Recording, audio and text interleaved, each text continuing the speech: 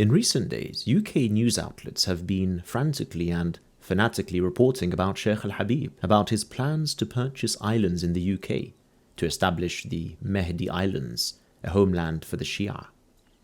They've been using all sorts of slurs and labels against Sheikh al-Habib, such as hate preacher and extremist and radical, etc. You know the terms. I mean, let's be honest now. Are there any Muslims left that are practicing their religion that haven't been called by these terms? It seems if you're a Muslim that has any ambitions, even remotely related to your faith, that you're automatically a radical. Because of course, only a radical, radicalized by religion itself, would ever have any ambitions other than material ones.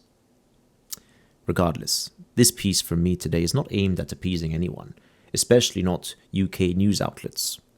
But it is fair for the British public to hear from someone who's worked closely with Sheikh al-Habib. My relationship with Sheikh al-Habib is probably most known by the role of executive producer on the film of The Lady of Heaven, a film authored by Sheikh al-Habib himself and released in UK cinemas in 2022. You may recall this film when radicals stormed cinemas across the UK demanding for this film to be taken down. Protests and riots and death threats and all sorts. These were radical Muslims who were trying to stop this message that Sheikh al-Habib had authored in The Lady of Heaven, a message revealing and speaking about the historical founding forefathers of terrorism itself. Little do these news outlets know, these terms were first coined against Sheikh al-Habib by the radicals themselves. These terms were coined by people who were trying to silence him from speaking out against the root cause of terrorism in history. It is the same thing with the claim that UK news outlets keep repeating of Sheikh al-Habib being imprisoned in Kuwait. Do journalists in this day and age put in any effort at all? Because if they did, they would know that the reason Sheikh al-Habib was imprisoned in Kuwait was only because he was speaking out against these founding forefathers of terrorism in history. This was the reason they tried to silence him by imprisoning him. And this was the reason he had to flee. So you can't use that against him as a means to prove that he is dangerous.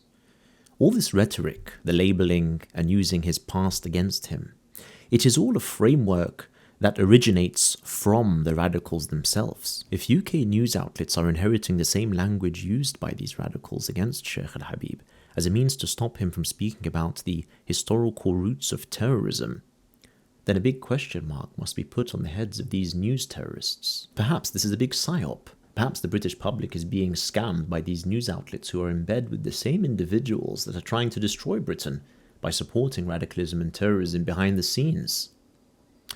Or most likely, these are just incompetent journalists who have no clue what they're saying.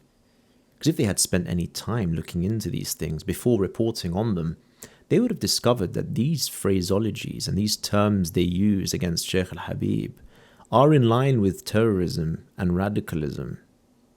Calling Sheikh al-Habib a hate preacher is saying that it is hateful to speak against terrorism. You can also not claim that Sheikh al-Habib is sectarian, because he criticizes both so-called Sunni and Shia historical and contemporary figures. He's got it covered from every angle. He gets so much flack from the Shia community for refusing to stop criticizing those who he deems deserves to be criticized. The media speak of Shia themselves being against Sheikh al-Habib. Yes, no one is denying that there are Shia like this, but this is in fact the minority of the Shia. Because now in 2022, because of the hard work of Sheikh al-Habib, most Shia are okay with speaking about what happened in history. Most Shia today are okay with speaking about Abu Bakr and Umar and their terrorist teachings. Most Shia are comfortable with this now because they feel it is an obligation and they are not afraid any longer, thanks to the hard work of Sheikh al-Habib. You can even see this now being done by many mainstream Shia speakers who are being more open and who are speaking about the truth of what happened in history. Ironically, this Shia minority that are vocally against Sheikh al-Habib, that the news outlets in the UK are evoking and using to strengthen their argument, are mostly politically aligned with Iran, the very enemies that these same news outlets are continuously warning the public against. It's a very strange thing to do. And of course, They are against Sheikh al-Habib because Sheikh al-Habib has a long history of harshly criticizing the Iranian regime. And the Shia have tried to stop him from doing so, but he's refused because he believes that this regime deserves to be criticized, even though they claim to be Shia upon the same religion as Sheikh al-Habib. And yes, you may have others who are not politically aligned to Iran who may be against Sheikh al-Habib, and these mostly are Shia who are afraid of speaking out against history. These Shia are in line with Sheikh al-Habib's views about the historical roots of terrorism, but they are afraid to speak out because they are worried that if they speak out, they may be killed more than they already are. This gives you a glimpse into the severity of Shia genocide that penetrates the psyche of many Shia Muslims. But still, these are the minority. If this recent news coverage isn't just a sensationalized attempt at news outlets gaining clicks and views, or another chance to scare the public into something they need not be scared about, and if it is true genuine concern about a Shia cleric purchasing islands in the UK, then I would assume you would want to know what this Shia cleric is about, what his message is, what his motive is. If you are genuinely concerned, I would urge you to watch the Lady of Heaven film. It is the easiest way to understand what this cleric is about. You can visit ladyofheaven.com, and the film can be watched on all the major digital platforms, such as Amazon, YouTube, and Apple TV, etc. You will find that the purpose and message behind the Lady of Heaven contradicts your H-preacher claim. And tell me, where did Sheikh al-Habib say that he wants to impose some type of Islamic state or impose Sharia law in the UK? Please, I challenge you, find me where Sheikh al-Habib have said these things. These are just shameful lies by the media, and this is not the purpose of the Mahdi Islands. If you mean by all of this rhetoric that the Sheikh wants to practice his religion, then yes, Muslims are permitted in the UK to practice their religion, and Sheikh al-Habib wants to do that openly and freely, within, of course, the boundaries of British law. The meaning of homeland for Sheikh al-Habib is a home or refuge for oppressed and persecuted Shia Muslims. Are you not aware of Shia genocide? Shia are targeted all over the world, wherever they may be. They are in constant threat of being slaughtered, and they are slaughtered simply for being Shia Muslims. Are you not aware of Shia in Afghanistan, where we keep hearing of mosques being blown up by the Taliban? Are you not aware of Shia Muslims in other areas in the region, such as Iraq, Syria, Lebanon, Pakistan, so-called Saudi Arabia? Basically, wherever they are targeted and killed. Just this month, Shia Muslims were killed in a mosque in Oman. Have you heard about that? And if they aren't being killed, they are being discriminated against.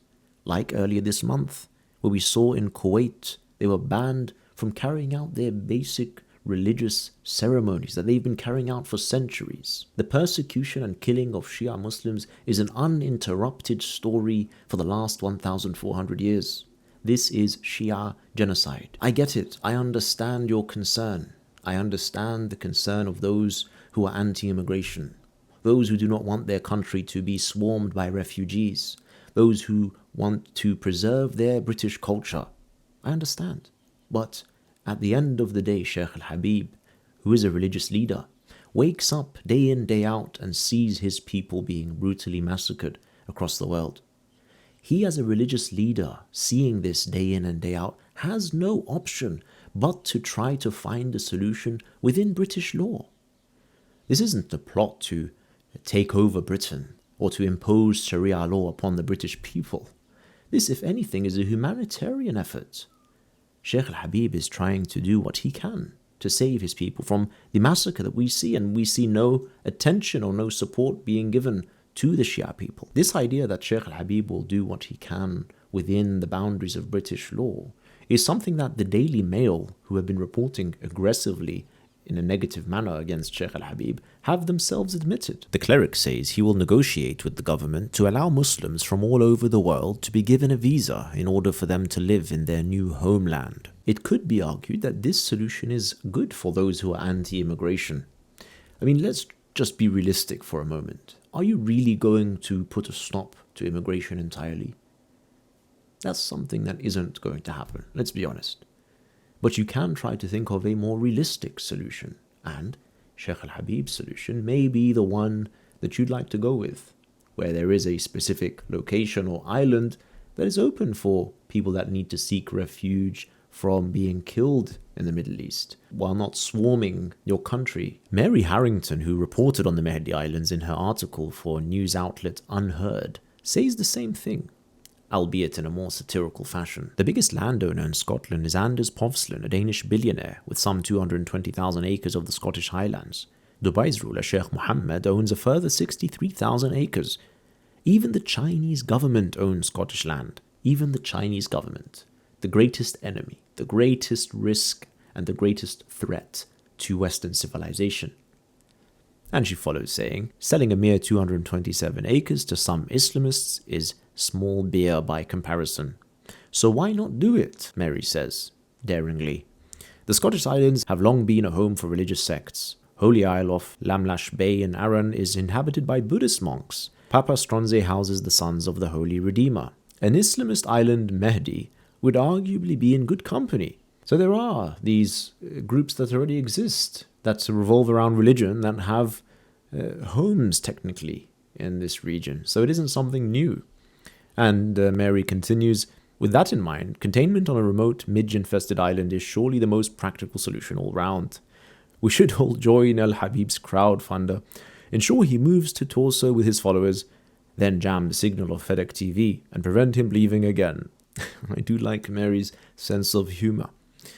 But listen, I personally don't have any issue with anyone being against Sheikh al-Habib's plans, or opposing his plans, or even feeling offended by his plans. I understand the concerns many Brits have in the potential deterioration of their culture. I myself am not a foreigner trying to impose my culture on Britain. I've been living here my entire life. I am culturally British myself. There is a lot about the British culture that I love.